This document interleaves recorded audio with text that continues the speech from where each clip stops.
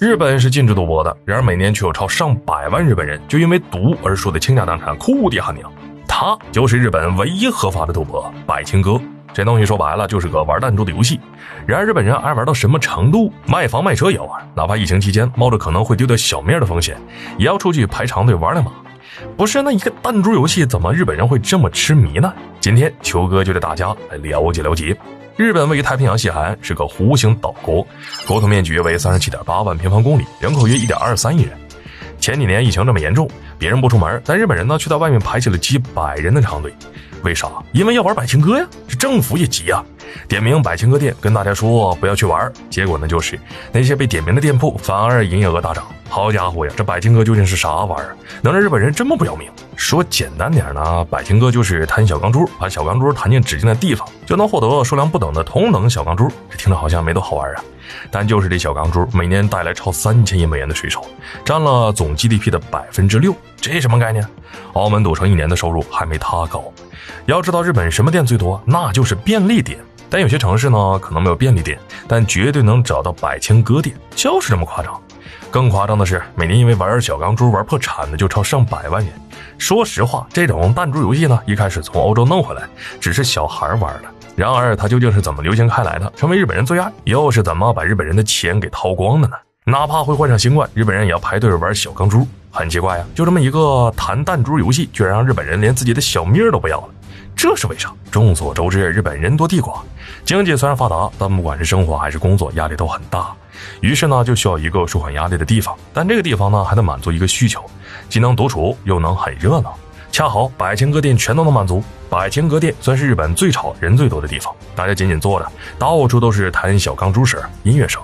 没待过的人呢，估计会吵得脑瓜子疼。但它又是日本鲜见能独处的地方，一人一台机器，也不用和旁边的人交流，自己玩自己的。而百青哥之所以会这么流行，不是因为好玩，说实话真没啥好玩的，就是弹小钢珠，弹得好呢就能得到更多小钢珠，不好呢就白瞎。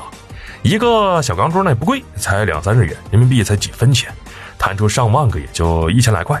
但问题是，这小钢珠是能兑换奖品的，越好的奖品需要的小钢珠数量越多，区几分钱就能弹出几十万的礼品出来。听到这儿，是不是有人就明白了？这不就是赌博吗？一开始玩吧，觉得也花不了多少钱，说不定自己运气好就能拿回大奖。结果在百青哥店里，那些灯光、音效等刺激下，越玩越上头。等最后回过神来，家庭早已支离破碎，房子没了，车子没了，连老婆孩子也没了，最后落得个倾家荡产的结局。还有因为沉迷小钢珠把孩子放在车里活活闷死的，这种事儿呢，几乎在日本每年都会发生。为啥说百青哥是唯一合法的赌博？因为日本禁赌，一旦被发现呢，要么罚款50万日元，要么去坐牢。但同样具有赌博危害的百青哥，为啥就能幸免于难，甚至在全日本广为流行呢？因为在明面上，百青哥就是个玩弹珠的游戏，至于用赢得的小钢珠兑换的不是钱，而是各种价格昂贵的礼品。按日本法律，这种是不能算作赌博的，但只是换礼品，那不至于让日本人这么痴狂。于是呢，他们就想了一招，你不是换了礼品吗？这不就巧了，旁边就有家收购礼品的店，然后呢有家店从这里收购礼品，再卖给百青哥店，让他们拿来当礼品，最后形成循环，一切都是那么的完美。但日本政府不是傻子，这种办法一眼就能看得出来，只要仔细查就会发现，这些店里呢都是一个老板，但日本政府呢依旧没关。为啥？因为赚钱呢，每年3000多亿美元的收入，你把它关了，我还怎么收税呢？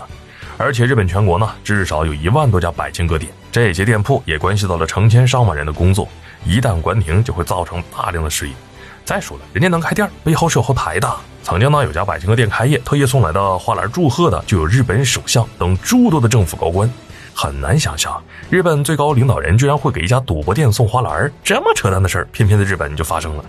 无论百青哥说的有多好听，其本质上呢它就是赌博。而我们普通人面对这些东西，唯一要做的就是远离，不要有任何侥幸心理，觉得自己运气不错就去试试，然后试试就试试。好了，本期视频到这儿就结束了，麻烦各位看官你发自己的小手给俺来个点赞关注呗，咱们下期再见。